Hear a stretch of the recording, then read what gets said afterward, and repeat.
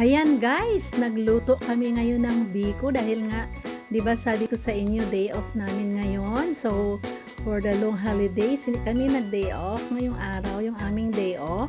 Meron po akong mga friends dito na nagpunta. Ayan, gusto nilang magbiko kaya ayan po.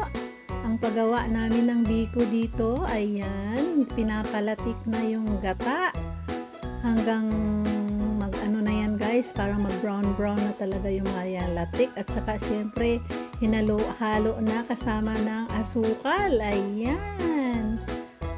Masarap yan, syempre. Biko yata. Ayan, sa amin kasi ang tawag ng biko ay suman. So, suman po yung tawag sa amin yan sa Western Visayas. Alam ko yung suman sa Tagalog ay iba, yung may balot, di ba?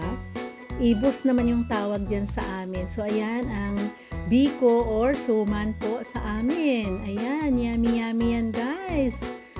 May latik yan sa taas. Ayan guys, kain tayo. Yummy. Enjoy for watching and have a good day everyone. Yummy day today. Bye!